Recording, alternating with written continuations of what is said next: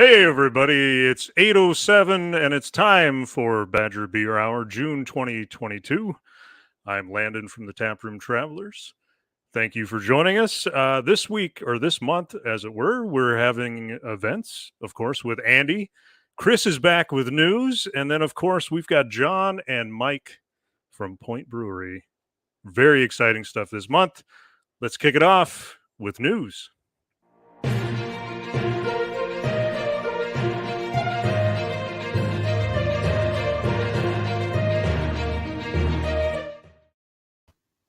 Chris, how you doing, Landon. man? Welcome back. Yeah, good to be back. Yeah, it's good to have you. What are you drinking? Well, I've got a little. Shoot, I need to know the name of it. I think it's called Pils 22. It's the New Glarus brewery only release Pilsner. Yeah, A German Pilsner. Very, very nice. Very very tasty. nice. What do you got? What are you having? I've got Ryan from Lakefront. Found that in the back of the fridge. Cellar, yeah. Before we start the news, it is May. I'm trying to get ahead of myself. So thank you, Andy, for correcting me. I totally missed it. What did you say? June? You weren't even listening, were you? You're just waiting for your turn to talk. I know. I get it.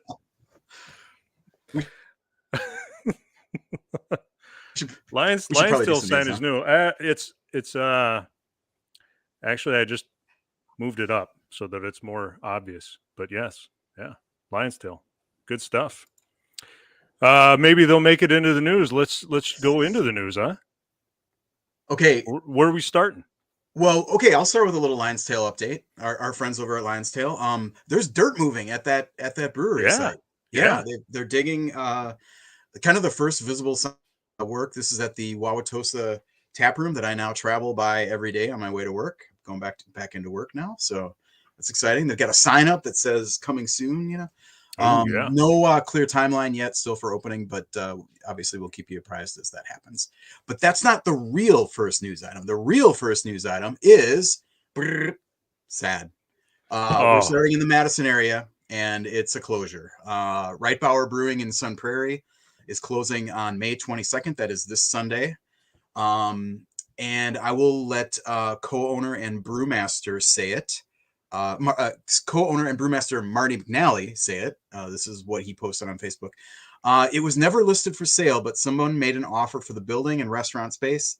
I really had to think about if I wanted to do this for the next 3, 5, or 10 years. As much as I love it, the sacrifice of running a small business was too great for me in the long run. I simply want to spend more time with my family and loved ones. Thank you to all the staff, past and present, who worked their asses off. Thank you to the city of Sun Prairie for cultivating an incredible community downtown. And, of course, our customers. We still have a few weeks. This is when he posted back in April. April. So let's enjoy it while it lasts. Love, Brewmaster Marty. So that's a tough one. Obviously, not really a planned closure, but, some literally got a better offer. So Reitbauer, that name is a euchre reference for those who don't play. Opened in October 2018 in a former hardware store in downtown Sun Prairie. A few weeks later, another brew pub, Full Mile, opened just a couple blocks away, and Reitbauer was is for the next few days. The kind of the lo-fi part of this pair, I'd say, with respect, like I don't think they, the Full Mile is very sleek, brand new building. It's a beautiful space. Beer has been, pretty outstanding, I would say. And Reitbauer is, much more of a kind of community tap room. I think they had a, really loved by the community. I think that came through in the posts, and of course you always tell someone you always miss them when they're gone, right? So this is what it's coming. This is what is coming out now. But I think Marty and his team really formed close relationships with their customers over the years, and they have they're going to be well known for a really good barbecue, good fish fry, and some awesome cheese curds. The beer I think was a little up and down, in my visits. They had, but I think, they had enough there that you could always find something that was really good. Yeah. I always like the One Eye Jack IPA. Their last beer was kegged last Monday, and it is a beer that they brewed from their early days, the Pinochle Porter. So, fellow co-hosts, I'm going to call on you guys. Have you guys been out to Right Bower? What were your impressions? I have not. No. Greg, No. Andy, Madison contingent, any thoughts on Right Bower? I can't say I've been there. No. Oh, okay. Greg? Oh, Greg's staying hidden until the end of the show. Oh, there he is. No, he's not. There he is. Surprise. Right Bower's food was better than their beer. I'm sorry to Yeah. I'm sorry to relay that message. And then you have Full Mile right around the corner, which again, with all due respect, is the full package, if that's the thing I mean, use. I think I still think that there's like I mean, it's easy to say, well, they got outgunned by the place down the street, but I don't know if that's really, I'm not sure if that's the reality of how these places work. Like, I mean, especially, when you have to drive out to Sun Prairie from Madison, that's a kind of a more of a mental hump to get over than it really is to, like, it's not that much farther than the kind of the edge of the east side where, Ale Asylum and Carbon 4 are, but if you can go there and hit 2, I think isn't that better? I don't know. Yeah, I agree with you, but and they offer different things. Right Bower is more of a homey place. It was more of you could talk to the owner at any given point. Yep. I've never seen the owner of Full Mile. They were just two different places, and there was room for both of them. I just feel that I'm not sure what the margins were with Right Bower and all that. And again, Full Mile was, again, with all due respect, it was more of a full place. Bands, indoor, outdoor. Just it had probably attracted different people. You know what I mean? Like, so yeah, I don't know. I got really good vibes for Right Bower. I was sad to hear them go. Yeah, and I'm sad to see them go. So that's the truth of that. You always, Chris, what I like about you, one of the things I like about you is that you always keep the perspective as far as like what your beer opinion is, or what your opinion on the beer is, and everybody else's. And I strive to be like you in this way, because I'm not going to say that their beer wasn't as good as Full Mile. I'm just saying Full Mile is just they're just so starkly different. And I don't think one took away from the other, but I think at the end of the day, if you're going to point to a fail point with Right Bower, it is their beer. That's just my opinion. And then, like, what I was really confused thereby is that they had like 4 or 5 of their beers, but it seemed like they had more guest beers than their beers. So then I was, it was interesting, because then I would find myself going there and not ordering their beer. So then why the hell am I here?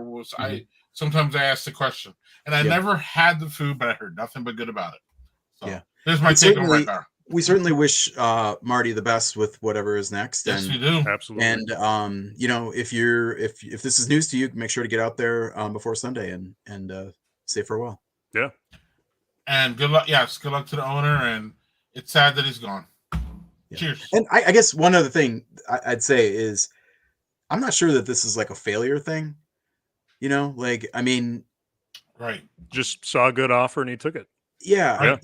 And I don't know. I mean, they did own that building, so that's a pretty strong asset. And maybe it's hard to say. We're not inside. Maybe it was time. Right. Everything has its limit, so maybe it was time. Maybe that was their run. Their run was 4 or 5 years. There you go. All right, that's enough bad news. We'll move on. So it seems like with every closing story that we have, fortunately, we can turn it around and have an opening story too. Yeah, full circle of life, baby. Yeah. All right. We almost. We don't have an opening yet, but Ope Brewing, which is a really fun thing to say, is this is the brewery in West Dallas that we've talked quite a bit about, and I'm personally quite excited to check this out. Is almost ready for the public. The date hasn't been announced yet, but reading the tea leaves, it's looking like probably an early June opening. though the beer, they already have beer out at some pop-ups and kind of tap events. They've got a launch event at Three Cellars in Menominee Falls a week from tonight, where they'll have a bunch of their beers on tap. And they're launching a collaboration beer with Youngblood from Madison tomorrow night in the Madison area at the Flying Hound Ale House in Fitchburg. So that's Andy's part of town. Yeah. Yep. If you guys want to check that out, check out the beer before they're actually even open, you can do that. So remember, this is the place that's opening in the Landon. You remember what building this is?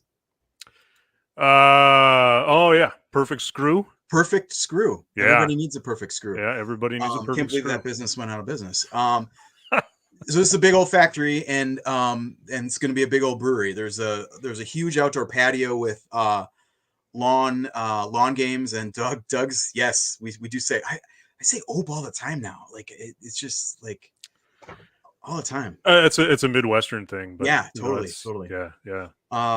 So I think they're gonna do a lot of merch. They're gonna have a ton of merch. Oh yeah, I bet. And I think they are smart. So okay, so there's this huge outdoor patio with lawn games and a big tap room. I've seen some photos of this. It's kind of sneak preview photos.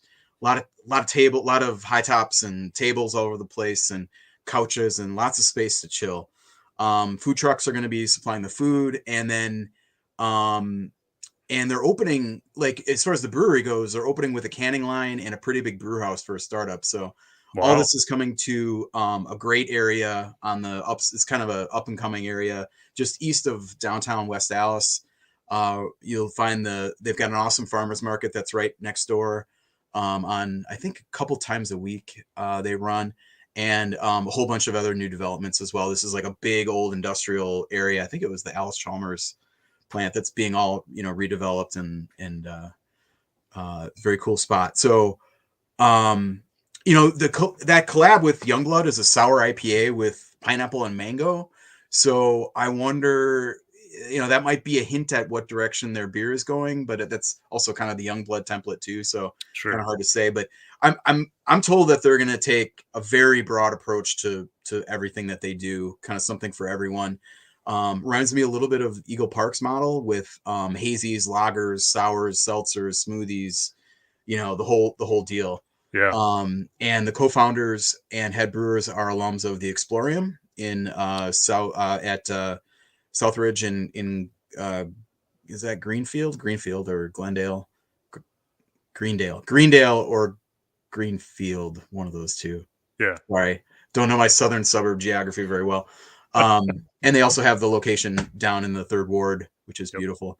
And you look at their beer, and it's a very broad range of styles, and there's a lot of really good beers in there. So I think they've got the chops to pull this off. We'll see.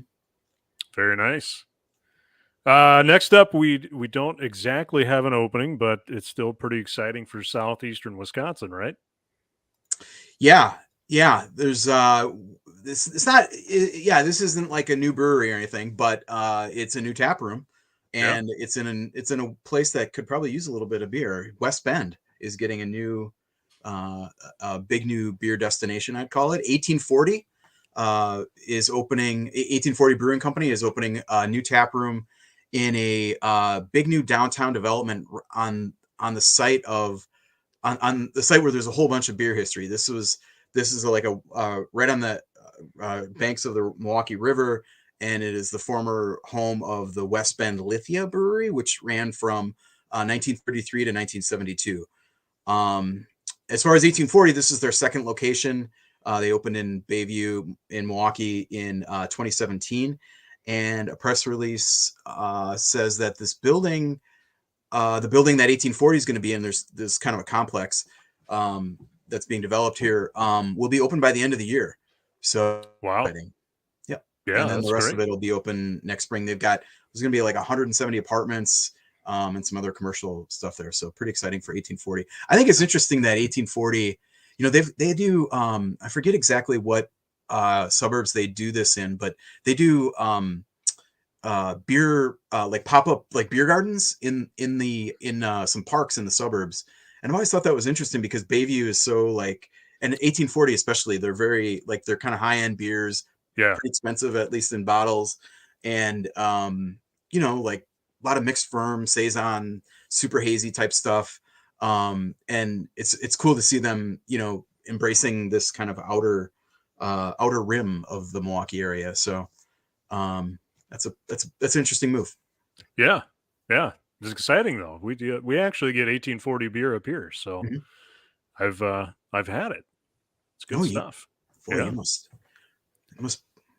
be in the wrong business. No, we just have one little place that you can get all these specialty beers. Pretty pricey. Yeah, it's pricey. Yeah, no doubt about it. But it's good nonetheless. Yeah. All right. Sure. We've got a bunch of news from Wisconsin brewing. Yeah. This is an interesting one too. So we know this is a Verona brewery that, brewery in Verona, and they announced a big expansion, a bunch of new investors. One of whom is the new president of the company, and that would be a guy named Paul Verdu, who is an alum of Molson Coors 10th and Blake craft division.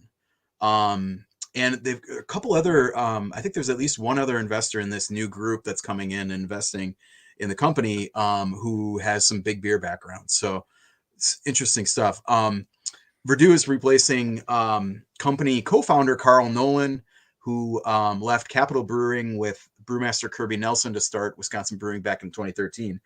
He's going to remain he's remaining on the board. He's still in the company. It's not like this is a shove out kind of deal, but some new vision. 10th and Blake is, some of the brands that, maybe you don't, the Molson Coors brands are like Terrapin, Leinenkugels, of course, Hop Valley, a few others. Yeah. So this expansion that they're doing would triple this brewery's square footage, which is already super big, and expand its already huge pond-side outdoor patio space. Have you been out there, Landon? That's pretty sweet. Not. Get this, the new capacity of that, at least what they're talking about, is 4,000 people, which is like, before Epic moved into Verona, that was like all of Verona would be right there. So that's a big deal. And Wisconsin Brewing is an interesting brewing. It hasn't really gained a lot of traction with its own beers, but it's built up a lot of volume with contract brewing.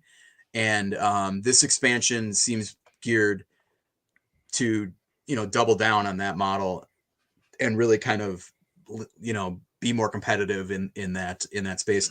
Competition, of course, in contract brewing in this area you're talking about. We can ask Mike about that. Point does quite a bit of contract brewing, but the big one is Octopi, who's looking at, they've got plans for like 1 million barrels within a few years. So big stuff. And that's interesting. Crazy. I found out that when I don't talk about beer news for a month, I have a lot to say about the beer news, I guess. So, no, that's great. It's good. Yeah. So sorry about missing last month and job about it. We'll just let that one go. No, that's fine. So moving on, we had the craft brewing conference not too far away from me. Yeah. Last month. And part of that is awards. So hopefully some of the Wisconsin breweries won, right? Yeah, this is the World Beer Cup. So it's put on by the same folks that do the Brewers Association, same folks that do the GABF awards. But I think this one's only every other year. Okay. The World Beer Cup, and Wisconsin Brewers won 6 medals, which is cool, and 4 golds among those. So that's pretty impressive. Those beers were, I'm gonna give you all these. Jalapeno Cream Ale from Uga Brewing Company in Beaver Dam, won gold for in the chili beer category, which is kind of smaller, but it seems like I think chili beer is kind of a thing in Wisconsin. Like this one, which is Uga, is a very, very young brewery. I think they started in maybe 19 or 20. And dude, a gold medal, that's nothing to sniff at. No, that's great. And then like White Legs, remember White Legs from Tribute Brewing up in, is that Eagle River, Rhinelander? Somewhere up north. Yeah. They won gold in the same at GABF in 2018. And I was pretty sure that Jorge, the beer from Sweet Mullets and now Brewfinity is still making it. I thought that one won some awards, but I think it maybe just won an award in my heart because I really like that beer, even though it's like pepper beers are a little dicey for me, but that one's a really good one. So I don't know, Wisconsin jalapeno. Oh, we might have lost you, Chris. Oh, there. Oh, anyway, yeah. Wisconsin is the jalapeno beer capital of the world. You know, it seems like it's a Midwestern thing. Even to our west, there's jalapeno cream ales, jalapeno whatever type beers. It's just not my thing. I like cooking with it. It's great it's funny. It's a chili beer in a pot of chili, pretty good. Drinking it, not my thing. Yeah. Okay, the rest of these awards. Yeah. La Gozerita, which is the gluten-free from another gold from Milwaukee is Low Funk from Mobcraft, which is a now well-decorated American sour ale. That one also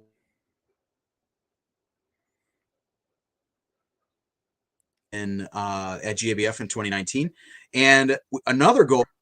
Oh, am I glitching out here? Are we doing all right? Just a North bit. Tower Stout from Earthrider. Okay, stop me if maybe I've got a fix for that if it keeps up. So sure. North Tower Stout from Earthrider and Superior. Just a fantastic stout, just straight ahead, old school, awesome stout. Won gold in the oatmeal stout category, and that is a multiple winner too at 2020 GABF. It took silver. So, and then the two other non-gold winners were South Shore's Nut Brown Ale won silver for English style brown ale. That is a Wisconsin icon of a beer. From the old days. Yeah. And old days in the new days in comparison to our next guests, but right. But in the craft scene, new day, very very old school. And then our friends at Onopi Brewing won a bronze for Two Stall, their milk stout in that category. So very nice. Congrats to all those brewers. Yeah, congratulations, guys. And that is the Badger Beer Hour news for May. Yeah.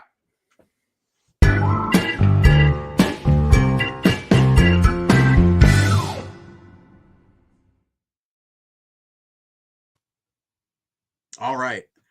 I am pleased to introduce our first repeat guest. I think it's our first one, isn't it, guys? Our first repeat guest on Badger Beer Hour, and that is John Harry, Executive Director of the Portage County Historical Society. He's on the left. And we've got Mike Schraufnagel, brewmaster at Stevens Point Brewery. Welcome to Badger Beer Hours, guys. Thanks for having us. How's it going? Thanks for having me again. Yeah. Usually nobody goes twice with him. Yeah. Naturally, I mean, of course, our first repeat guest doesn't really have exactly anything to you don't work in the beer industry, so of course we're gonna have you back twice. I mean, I probably play the most important role. I consume so the drinker, right? Yeah, exactly. I'm the end of the chain, the supply chain. So right on. Guys, thanks for joining us. John, do you want to start with explaining why we have a historian and a brewer on together? Yeah, so Point Brewery, I mean, there's a lot of metrics about what's the oldest brewery and beyond that. And I think it's pretty well settled that Yuengling is the oldest brewery in still operating in the United States, because they were founded in 1829 and you're not going to compete with that. But Point is the second oldest continually operating, still independently owned. And so when I decided to switch careers and go back to school and whatever, I was living back here in Stevens Point where I went to college, and got involved with the brewery because it was their 160th anniversary then. Now we're on 165 this year. But I helped them do a couple presentations for the 160th, and then, a book came out of it, and an exhibit, and, a lot of beer came out of it. So, there's I think for the book release, Mike did a throwback to what we imagined one of the first beers that the brewery would have made is, because the first ad from the brewery that we could find in the late 1850s said they made stock ale. And so Mike put together an 1857 stock ale recipe, and that was awesome. Okay, hold on. Before you go on to the real answer to the question, John, Mike, tell us about what it Like, how do you develop something like that? Like, what is? Well, you just kind of got to wrap your mind around what was available in that day and age. What kind of hops did you have? What kind of malt did you have? Granted, we got pretty well modified malt right now. Back then, things were a little bit different. Mm-hmm. But we kind of gathered all those things together, and I felt like we probably came up with a pretty good representation of what that beer actually tasted like. What was it like? It was a darker beer. It was not very hoppy. It was a pretty malty. Probably, I'm guessing it came in about 7.5% alcohol, and it made the party interesting. It sneaked up on you. Yeah, it did. They let me have a keg for my home kegerator, and at a certain point, I was like, somebody's got to come over to help me with this thing. So it was so I think a stock ale is like a British style, actually. Yeah. So it was basically because probably in the early days they didn't have a space to lager right away, and so they probably were like, what can we get on quickly that is going to last a long time, that's not going to spoil, that these lumberjacks up here in Stevens Point are going to like consume a lot of. So high alcohol, mid to dark color beer was probably where they were at. So awesome. Okay, back to the main story here. So like basically I've kind of become the brewery's de facto historian. So we I work with the brewery on various things, but the most recent project in my role as I've moved back from Milwaukee here is the executive director as the Portage County Historical Society. And so I've done like a million presentations on the history of the brewery. And at a certain point, I got with the marketing department. I'm like, what if we did the presentation inside the brewery? Because you can go into the basement of the brewery and I mean, you see where they used to do the malting in the 1850s and 60s. You go up into the brew house that is still the brew house today. And that was built in 1872. And so you can, put together the story. And so we have these tours that we are selling that are a benefit to my historical society. And these are like a super unique opportunity. And these are a limited run thing. And so I think, a lot of people say like, well, I've done the Point Brewery tour. And I'm like, oh, no. This is not the Point Brewery tour. I don't know anything about Cider Boys. I'm going to tell you that like right away, and Cider Boys is great, and that's an awesome brand, but like, this is not what that tour is. I don't know anything about like current production figures, stuff like that. We get into a little bit of like how stuff is made now and stuff, but mainly this is like, let's do a deep dive into the tour. The regular tour lasts like a half an hour. This is like an hour plus of you getting to go into places that you'll never get to see again in this brewery that, the biggest addition other than like the warehouse they put on in the 90s was done in 1907. So you're walking through history continually as you do this. What are some of the kind of unique aspects of the history that people might not know and might not appreciate? Well, one is that, Point Brewery at one point was not unique. There was a brewery like this in every town in Wisconsin. This is the survivor. So after Prohibition, in 1933, there were 750 breweries in the country. By 1973, so 40 years later, there were only 65 breweries left in the United States. And so you were having these price wars that were being fought by big breweries that these small breweries like Point couldn't handle. It was a vicious cycle where it's like, am I going to invest in equipment or charge less for my beer? Mm-hmm. And so Point happened to survive out of that because there's a really local following of the beer. They didn't expand like some breweries try to be like, well, we'll expand further to try to make up for the sales losses, and it never worked. And then the surprising thing, and it's not something you see in the tour, but I talk about it in the tour, is that in 1973, Point Special, so the flagship product of the brewery, and still just a fantastic beer. But in 1973, there was a taste contest put on by a guy named Mike Royko, who was a columnist in Chicago for the Chicago Daily News.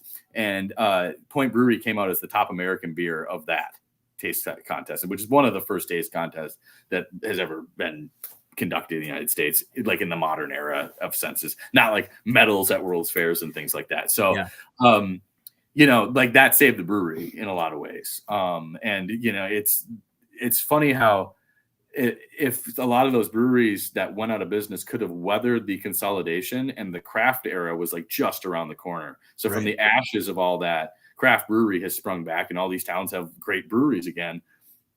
And Point has been able to like transform itself from this small regional brewery into a brewery that makes truly craft products. And it's really fun to see how there's still such a presence in the community, even though their identity has changed somewhat. Mm-hmm. Well, Mike, what is your perspective on all that? Like, how long have you been with Point? I know it's been a while. Yeah, I've been with Point for 14 years. Okay. And I've known John probably 3 or 4 years. But the biggest impact of all of this is it kind of, there's an importance on this legacy brewery. The importance of keeping this going strong. And I think the history of that John has kind of really brought into that. It weighs on you a little bit. I think it's very important that this is a successful business and it keeps going. Yeah, I was gonna. You jumped ahead on my questions here. You mentioned it kind of weighing on you? Does that kind of influence the way that you think about new beers, new products? I mean, a lot of the breweries that we talked about on the news segment, they don't have that kind of like, they don't have a legacy to worry about. Or like, is this going to fit with what I think, people have been thinking about my brewery for 50 years, 60 years in some cases. Right. I think it's super important that we keep our super standby beers, like our flagship Point Special, our amber, things like that. We keep them the same, but yet we've been allowed to do quite a bit of experimenting and kind of and be a little risky now. So I think that we serve both sides. I think that we're still being very innovative, yet on the other end, still serving our customers like we have for the last 165 years. But you guys also have your different brands. So Point has Whole Hog, so you can be a little more adventurous and bigger in Whole Hog. Right. And then you have Cider Boys, so you can kind of, it's not like Point, you don't see the Point Brewery label on Cider Boys and go, this is going to taste something, in the same thing. So I think it's like kind of clever how the brewery has branded things differently for the things that don't really follow in the same taste profile as the Point Brewery line. Mm-hmm. So John, you've got one of these tours under your belt so far? Mm-hmm. Yeah, so there's 6 total for the year, and we might add some depending on popularity. And right now they're selling pretty well. The next one I think is on June 10th. So it's select Fridays and Sundays through September. So if you go to either the brewery's website, you can go to tours and you can find a link to the tickets. Otherwise, my Portage County Historical Society website. Mm-hmm. You can find the ticket links there. But these are limited capacity. You're going into some tight spaces. In one place, the brewery used to have a cool ship way back. And then there was like a holding tank below it. That's like a sealed sanitary room that we get to walk into on the tour. Cool. That's not on the regular tour because you got to go up some stairs to get there. Yeah. So, it's cool because you can see like how the brewery evolved. I point out at several places, like here's where 1872 stonework is. Here's 1907 brickwork. Like you can find like the evidence of the past in the entire brewery as it's kind of become like a Frankenstein. It's just been built onto over the years. And so it's pretty impressive to see how those structures were not like discarded and they were like, these are great. We're just going to add on to it. So yeah. It's a really cool complex. Pretty much every brewery is like that, aren't they? I look at New Glarus's, the hilltop thing, and it's kind of like a building eating a smaller building, all the time. There's pretty much, and all the old ones too. Like, down in Potosi is another really old brewery.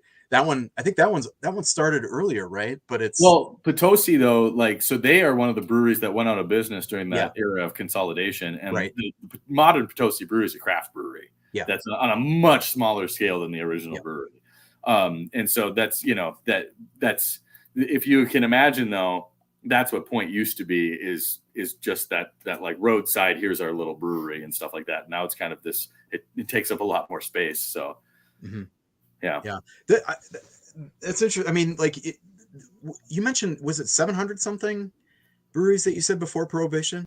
At the end of Prohibition, there were 750. Do you know how many of those were in Wisconsin? Because you're right. Like it seems like every town of a certain size had. I would like ballpark guess it 100. Yeah. You know, after Prohibition, nationwide, I think the attrition of breweries through Prohibition was like, you know, the nation lost like a couple thousand breweries. Yeah. But now, I mean, now we're in crazy land when it comes to breweries. Right. There are over 8,000. I wouldn't be shocked if we're over 9,000 at this point. So even with the closures, there's still like room in the marketplace, which is crazy. But you know, it's just people drink differently. So, well, they drink differently, but it's also kind of a return to, you know, I mean, like before refrigeration, like you would buy from a local brewery because if you didn't, you would be getting, you know, a bad product. Point had several small breweries throughout town. So it wasn't like, you know, like this was just one of them that happened to grow. So yeah. Okay. A lot of them though might have been just like a 1 barrel setup where it's just you know, we do the equivalent of home brewing and we serve to our customers and we just have to supply that. A tap room. They had tap rooms. Well, I mean, you would just call them a saloon, but yeah. Yeah. I mean, but I mean, there is some kind of echoes of the future, I guess, or past in today or future back then, where, you know, it is returning to every town of a certain size is going to have a brewery, and, you know, it's more of a neighborhood place. The ambitions are different, you know, all that. But yeah, that's interesting. Beer history is fascinating because there's so much going on, and it's such a beloved product. You know, like everybody kind of has an opinion about beer. You know, so I always say with beer super history, relatable. That beer history is never actually about beer. So it's about labor, it's about class, it's about migration, it's about, you know, it's about so many things, and beer is what makes it something that people want to learn about. Yeah. So you get to see the technology of food history on this tour, and kind of live that experience. Mike, did you go on the tour, the one that he's done? Yeah, I did the. We had a sneak peek one. I did. We had for some folks. How did he do? I thought he did amazing, and you know, it never feels. I'm always amazed. I still learn something different. He had mentioned something about how we were unionized, because I had no idea, and I learned it on that tour. So thanks for that. Yeah, well, it's pretty neat. Nice, but nice. Mike, what else is going on at Point these days? What are you thinking about at work? This guy right here. Yeah, we've got a nice Italian Pilsner that just came out for Whole Hog. There, we'll get that in there. Oh, there we go. Yeah. Can't see where the camera is. A Monty. Nice. Very nice. Very. That's what we're drinking right very now. Much a low bitter yet high hop character finished Pilsner. So pretty excited about that. Other than that, I mean, you keeping the special flowing. That is a beer that's near and dear to my heart.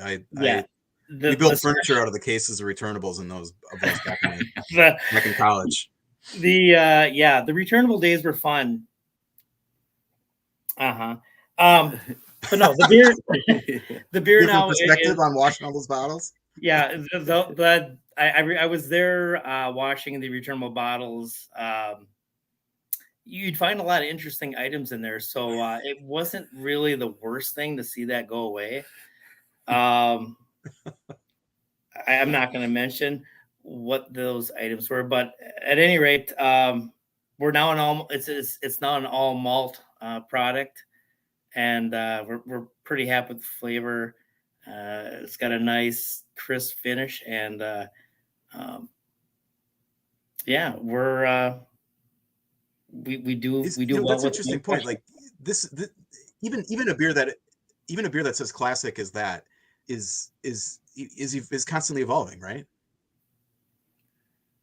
Yeah, absolutely. I mean, there's been, it's been around for a very long time, and I can't exactly say how long.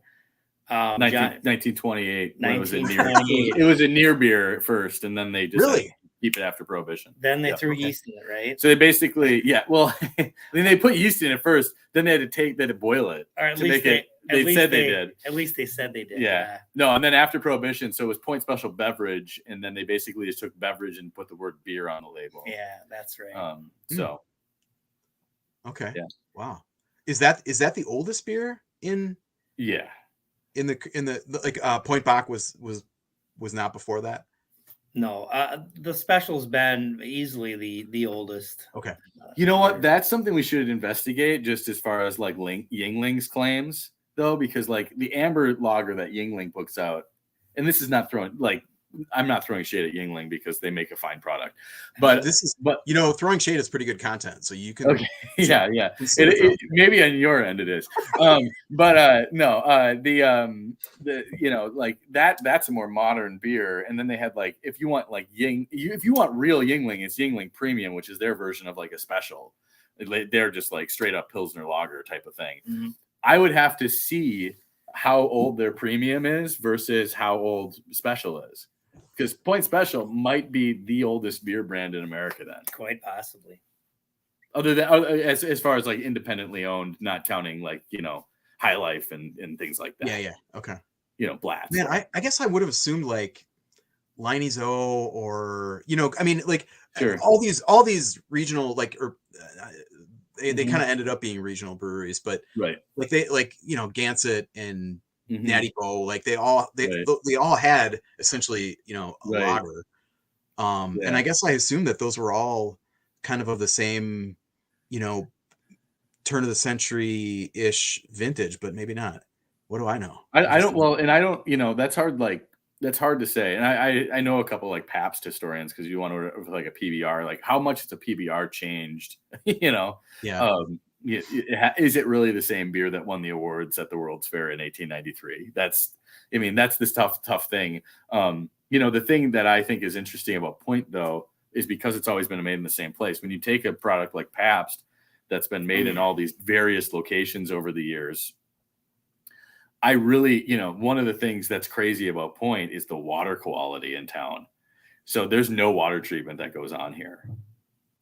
There's, they don't put any chemicals or additives in to make it taste that way. Whereas because like Budweiser's brewed all over the place, Miller's brewed all over the place, even Yingling's brewed all over the place.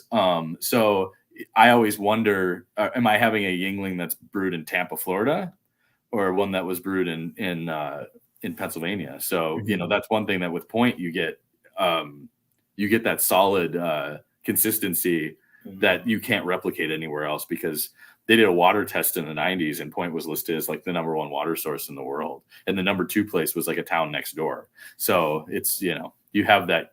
I think water quality is something that is constantly underestimated in how beer is made. Very underrated. Absolutely. So, because I think people are like, well, I could just get an RO system and figure out the chemical composite. I'm like, but if you have the natural water source and it's that good, that means something to your quality. Just kind of spinning this off into a kind of related story. Tom Porter once told me that he got into, he started as a home brewer. This is Tom Porter from Lake Louis.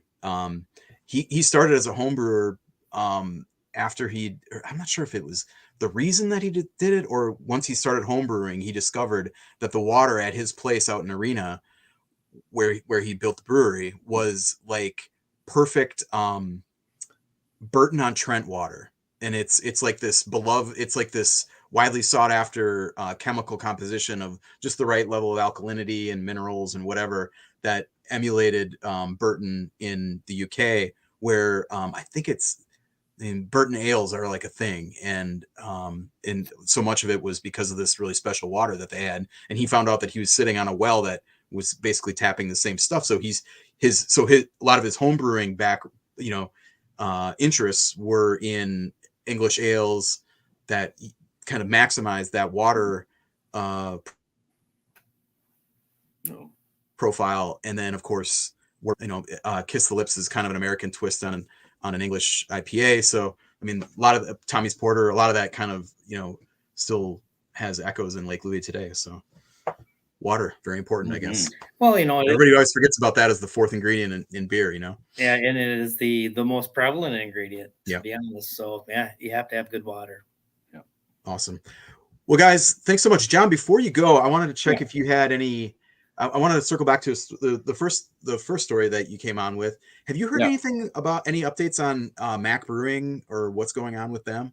So I wrote a story for Good Beer Hunting about People's Brewing coming back in Sacramento. And that's it. That's kind of like I wrote that. I've had their reproduction of the beer. There's a lot of feelings I have about it. I'll just put it that way. That I probably won't get into tonight. Okay. But there's some things in the works possibly for me on that project still, not to do with them. Yeah, all I can say is it's unfortunate that it was brought back not in Wisconsin. That's like the real disappointment to me. Yeah, is the place where I think it would have the most impact on what they're trying to do with it, and that they're trying to recreate would have been here, and people could connect with it. So that's sad, but it is what it is. So yeah, there might be some more out of me on the point front, or not the point front, the people's front. But I don't know. I will say that this ties in. This dovetails, as they say, with what we're talking about with Point, though. If you want to see part of People's history, come on my Point tour. Because when they closed in 1972, so People's, in case you're not following, People's was the first black-owned brewery in the state. Some people argue the country. When they closed in 1972, their fermentation tanks got bought by Point. So you can see those on the tour, which is kind of cool. So there you go. Mm-hmm. I did not know that we had a connection to the that's fun. So all right. Well, guys, thanks so much for taking the time to join us. I hope I can get up to Point and check out one of these tours. Absolutely. You just let me know. Will do. All right. Thanks, guys. Cheers. Have a good one. Cheers.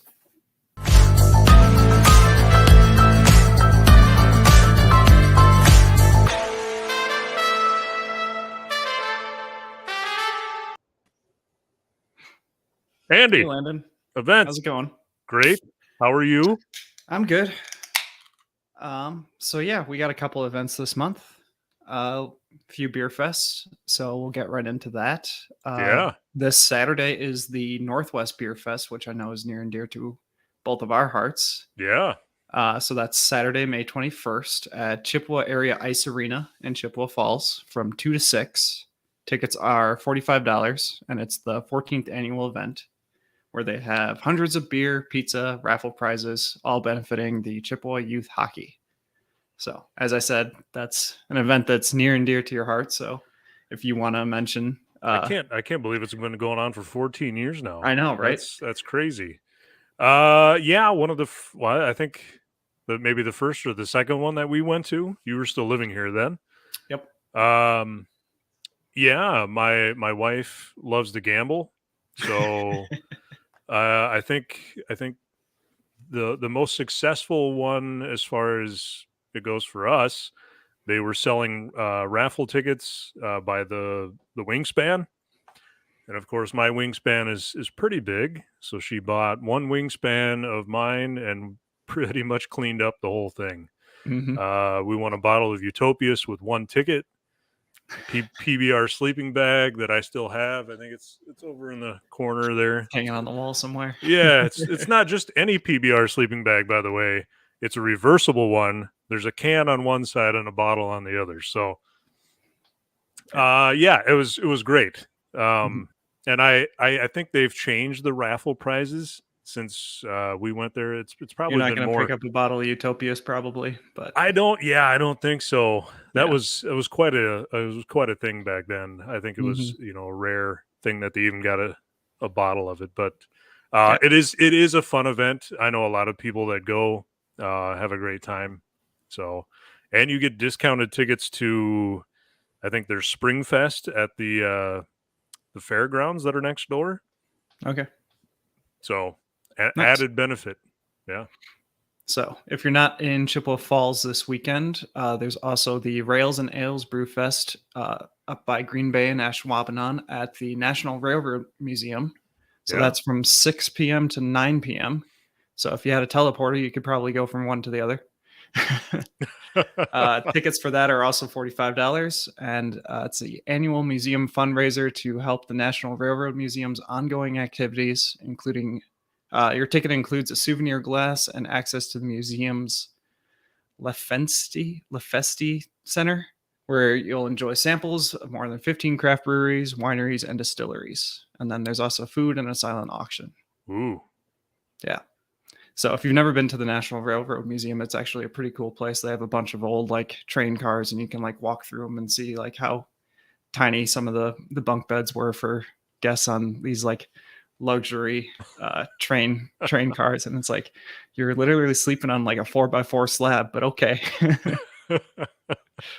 So And you get to do it after you drink. exactly. Yeah. That's great.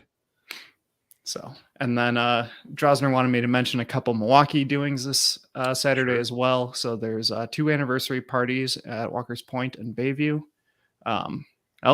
Looks like you're back up if you want to embellish on any of these, Chris. But No, go ahead.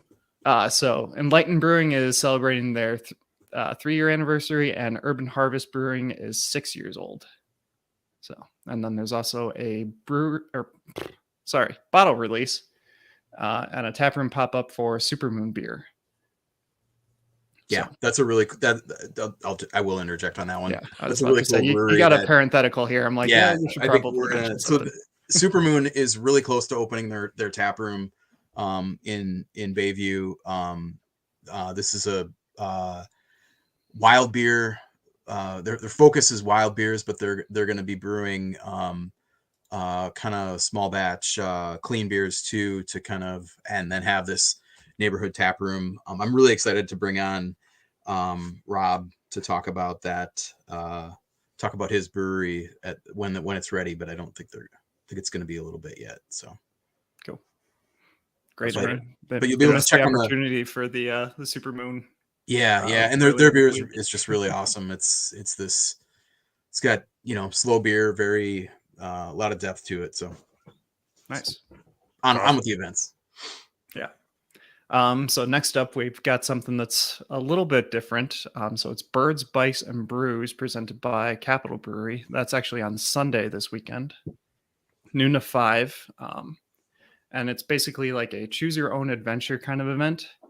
They'll have like different recommendations for paths for like a long bike ride, short bike ride, nice walk, or even like a wheelchair stroller friendly, like ADA friendly paths. So the brewery will provide those suggestions, and then emphasis on like great bird watching spots around the Middleton area. So I didn't know Middleton was that much of a bird watching town, but apparently it is. Now you know. Yeah, exactly. And then obviously the intent is like you go on your walk and then you come back and have beer or other beverage at the brewery. They do want to say that like accessible for all ages. So bring the family, bring the kids, bring grandma, that sort of thing. Hey, grandmas like beer. Exactly. Yeah. Well, yeah. But I think they have wine and seltzer and other things too, if beer isn't necessarily your thing. Sure. So people under 21 will just receive a different drink ticket. So, and then proceeds are benefiting different programs the brewery has picked out, including bird conservation, education, and citizen science. Very nice. So, yeah. And then skipping forward ahead into next month, we got a few other beer fests coming up. So Saturday, June 4th at the Bavarian Beer House. Chris, you might want to also talk about this one too. Yeah. It's the Lager and Friends Beer Festival. Yeah.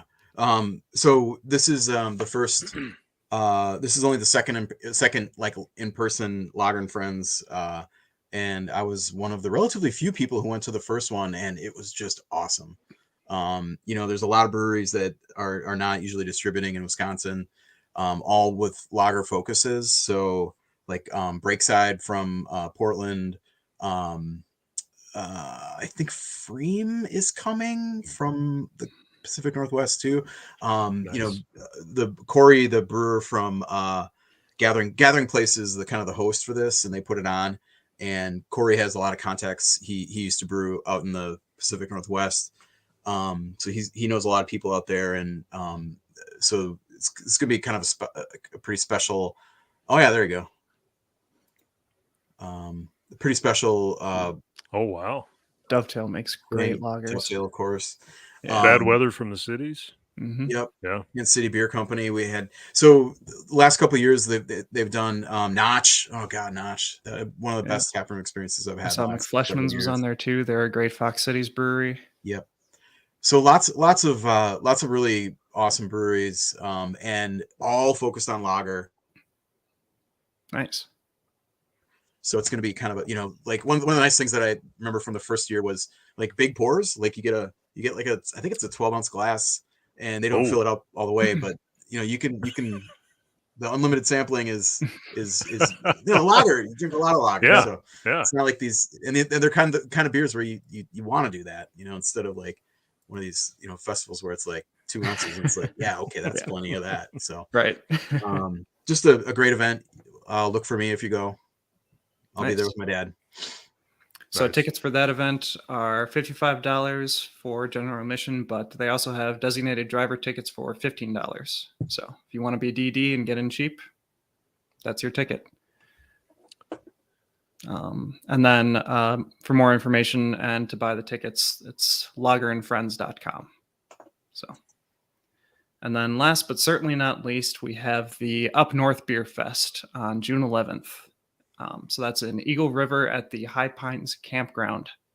They have a premiere night the night before, so June 10th, from 6 to 8 p.m. I believe I saw that tickets weren't sold out for that. I think it was the previous event that they had some VIP tickets where they were like already sold out. So I'm like, I'm not even going to put that in here. But this one, there are still premiere tickets available if you want to go to the special event Friday. So those are $75, and then the main event on Saturday from 2 to 6 is $50.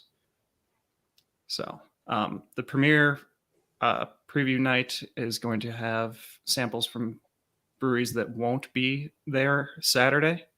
So I guess that's incentive to like spend a little bit of extra money and maybe spend the night at the campground to check out those special ones. So, but yeah, otherwise the main event will have 100 different beers and then live music and food provided by the Rotary Club of Eagle River. So more information on that, it's eagleriver.org/featured/Up North Beer Fest. So I think they had a few different avenues to buy their tickets. So definitely check out that website. Yeah, and there's a lot of people from Eau Claire that go to that one. I've heard a lot of good things. I've never been there, but it sounds like a blast. So yeah, absolutely. Yeah, I second heard good things about that one. Mm-hmm. Very good reputation. So yeah, obviously that's not all the events coming up over the next month, but those are a select few and all should be fun. So, but if you know of any other ones, definitely check them out and maybe send a message to me so I can tap you for next month. The beer event season is back, baby. Yeah, exactly. Yeah. So yeah.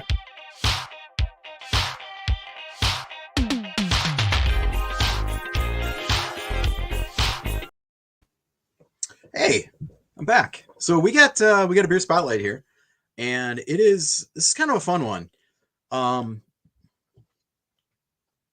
Is that okay? There we go.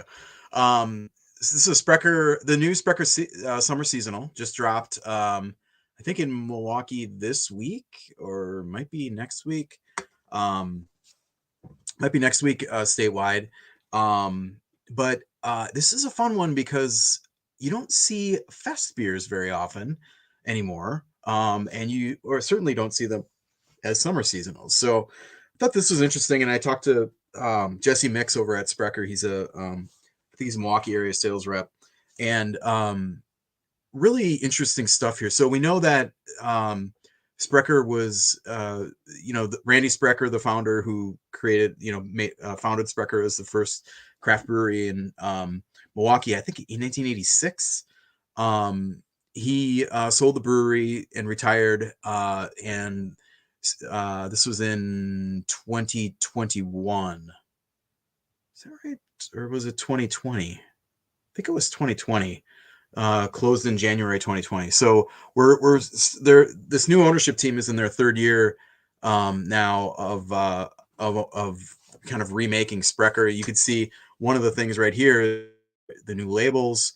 The Randy Sprecher cartoon superhero labels are gone, and obviously keeping the kind of Germanic Griffin logo, but obviously this is a pretty standard kind of label concept these days, different colors for different beers, that sort of thing.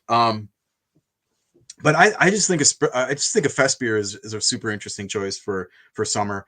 Obviously Milwaukee has a lot of festivals, Summerfest, and a ton of other ethnic festivals and street festivals and stuff like that. So the fest thing plays well, and people are always asking, like brewers who make an Oktoberfest are always fielding the question, why don't you make your Oktoberfest year round? And they always say, well, you think you want it year round, but as soon as like December comes, we don't think you're going to buy it.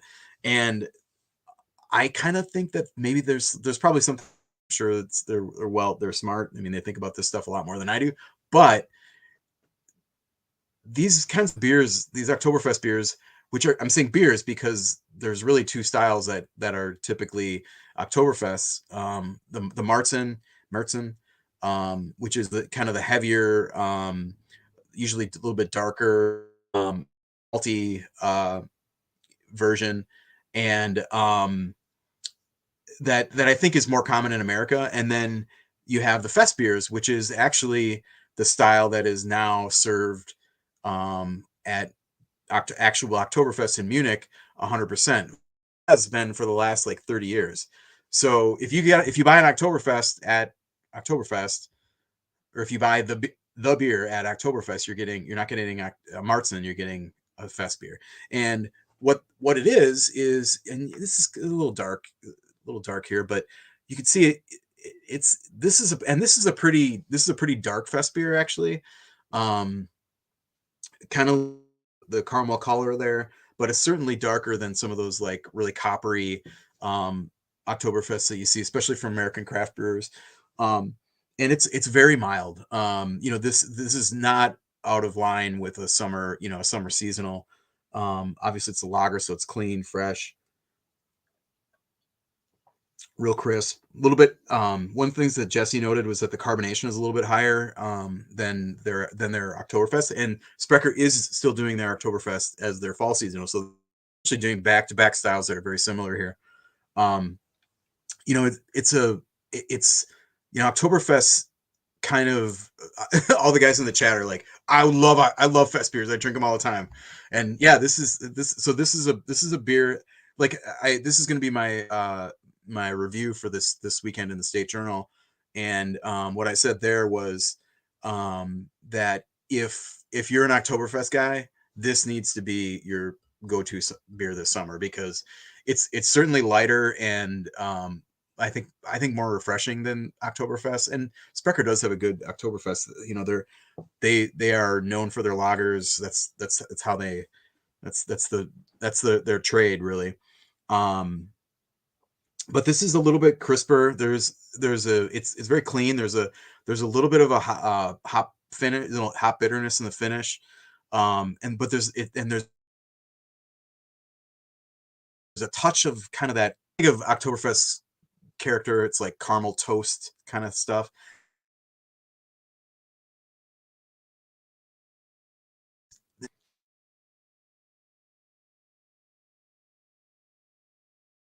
Drinks really easy. It's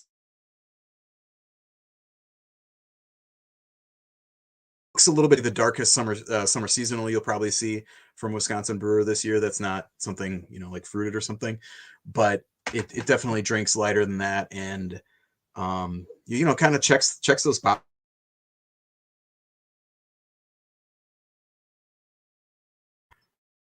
folks. And that is the beer spotlight.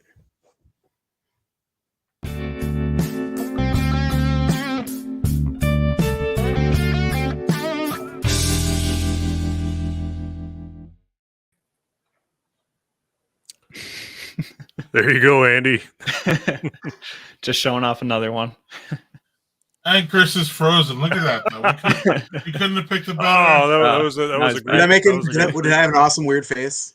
Like, no, it was like this. You were drinking your beer. It was perfect. Perfect. It's last call. What's going on, y'all? Look, I don't even have my mic over here because, well, I wasn't on this one that much. What's going on, Landon? Y'all have events coming up, or what's going on with Taproom Travelers? Oh man, it's we've kind of dabbled here and there after, we're still in the middle of the pandemic, I guess. It's so we've had a couple shoots here and there. Speaking of Sprecher, if you want to check out Taproom Travelers on YouTube, we did a video with them not too long ago. Over a year now, I think, but it doesn't feel like it was that long ago, just with the way things are these days. Right? I can't tell. Who knows? Yeah. So yeah, that's them, and we visited Liftbridge. I think that video came out in February. Mm-hmm. So Liftbridge has their new Richmond place open, so which is the former Barley John's over in New Richmond. So, Minnesota brewery that's officially also a Wisconsin brewery now. Right. Okay. Oh, we stole them. They're a good one to steal. They're a good one to steal, if I remember correctly. Well, they still. They still. I'm sorry. Go ahead. No, go ahead. I was going to ask if you're gonna have to ask that again. John's beer. We didn't hear that, Chris. Try it again, Chris. I was wondering if they're brewing any of the Barley John's beers at Liftbridge. No. Nope, they're just brewing. The brewery, not the. Yeah, they're brewing all Liftbridge stuff over there. They're doing a little bit. What did he say in the video? They're doing some, right? Yeah, they're doing some stuff there that they can't do in their Stillwater location. So just because Minnesota laws are Minnesota laws. So. And I think the equipment over in New Richmond's different. Yeah. So they still have all of the same Barley John's equipment. Yeah. So and some newer stuff too. Like they were able to do something with seltzers too with the equipment that's there. From so the they're place that actually making owns the beer or owns the building. Yeah, they're making seltzers for Hell's Kitchen. Mm-hmm. So yeah. So good for them. Yeah, so it's a neat place. You wouldn't think New Richmond, Wisconsin is really that great of a place for anything, but really that little part of town, that little part of town has a brewery and there's a distillery within walking distance that has fantastic pizza and drinks and everything. So it's dangerous. It is dangerous. Yeah. All right, Chris, anything going on in the Beer Barons world? His internet still sucks. You're going to Lager and Friends, right, Chris? Yes, sir. Yeah, I might sneak over for that one. Yeah. I missed Three Sheep's anniversary party. Oh no. We had car problems, but our car problems seem to be solved now. So I might step out to Lager and Friends, but I'm not getting my hopes up. So that's why I'm kind of taming the thing. But Chris signed off on it and said it was good shit. So I'm really interested in checking it out. But Chris, if you can make it through a minute without your internet going out, maybe you could tell us what's new over at the Beer Baron Land. There. I can. Go. You said if you can make it through a minute without your internet going out. Doug, yes. Gordon Ramsay. Yep. Yeah. Are there any other Hell's Kitchens though? I mean, not to sound like a smartass, but to kind of sound like a smartass. There's only one Hell's Kitchen though, right? I mean, I think so. Yeah. Right. Yeah, Doug. There's one over. There's one in Minneapolis. So, Yep. Yeah, which is very close to some. And I'm not talking to Doug specifically, but sometimes I think people forget how close the Twin Cities are to Wisconsin. It's almost like minutes, actually, from the probably the eastest mostest St. Paul. It's probably what, a half an hour to the Wisconsin border or something like that. Yeah. So Depending on traffic. yeah. Once you get over to once you get over to Minneapolis or the Minnesota border, you're pretty much in the Twin Cities. So New Richmond and Hudson tend to be like bedroom towns, actually. So there are a lot of people that make that commute every day. Yep. Yeah, you're definitely in the suburbs of it immediately. Mm-hmm. Yeah. So it's really close. And that's why a lot of y'all up there steal spotted cow and smuggle it over the border. Anyway, or any kind of New Glarus, y'all smuggle. Or just beer, or just buy beer on Sundays, because you can't do that in Minnesota. That's right. No, you can now. Oh, they changed it. Yeah. I think isn't it still like 3-2 beer on Sundays or something like that? No, they upgraded. It was a whole. Yeah, everything's open on Sundays now. Okay. Or at least, I mean, most things. Well, hopefully they're able to change the breweries selling their own product laws. Sounds like it went through the House. Okay. So, yeah. That's good. Yeah. Doug, there are about 10 house kitchens, aren't there? Something like that. I think my son's a big Gordon Ramsay fan. So I think he told me 10 a couple weeks ago. So yeah, they're all over the place. Chris, looks like you're there. What's going on in Beer Baron Land before we lose you? Just the usual. Columns, headlines, cut lines. Cool. Drinking special beer. Cool. So living the high life. Lager and Friends, but any other events on your horizon for the next month or no? Well, I'm going to be this weekend. I'm going to be in St. Louis, which is not Badger beer, but got a conference with the magazine. So cool. I'm hoping, it's a lot. It's very kind of regimented and planned, but I'm hoping to get to at least one brewery. What do you have? Can you tell us? Four hands? What do you got? Budweiser. It's like a team thing. It's like a team thing. So, and we're staying at the Union Station Hotel, which is right downtown. It's just beautiful. But so I think we're gonna just walk over to Schlafly, which is apparently closing like soon, like next month. Really? And I think brewery or just that spot. They're moving to a new spot. But okay. I was there. I was there years ago, and I remember it being like a really historic place. So I don't know. That seems like a big deal. Well, sweet. I'll find out.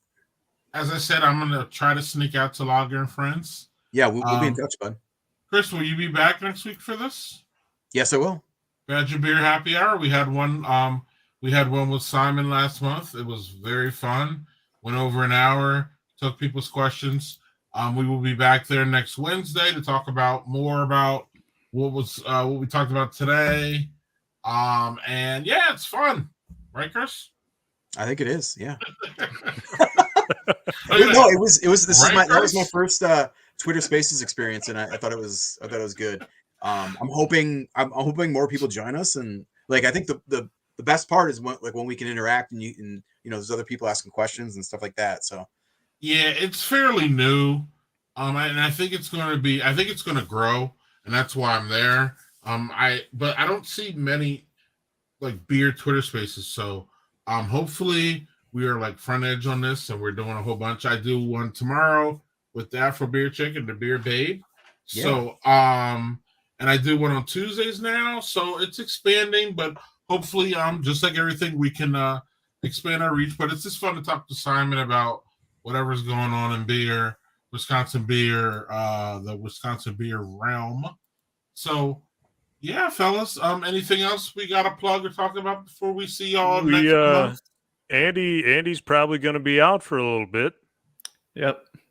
So due date for Baby H is June 2nd. So yeah, I probably won't be here next month. all right. Well, that's a good reason. Congrats. Yeah. Thank you. All right. Yep. Excellent. Congrats in advance. Yeah. Thanks. All right. Well, the next Badger Beer Hour, that banner says, is June 15th, with Andy or not. Sorry, the show must go on, right? Isn't that what they Wouldn't said? want it any other way. All right. But we'll see you back soon. I mean, you're having a baby, you're not dead. So hey man, I said this to myself 18 years ago. So life goes on, it'll be great. But congratulations, man. And as you said in pre-production, it's good that you're stocked up on some Giant Jones beers. Of course. You're gonna need some giant beers. Believe me. When you're not sleeping, right, Landon? That's just crazy, right? Yeah, if you're not sleeping, you might as well drink. They're probably going to be baby's first brewery, let's face it. Oh, look at that. Right. Nice. All right, fellas. Chris, see you next Wednesday. See y'all next month. Cheers. Thanks, everybody.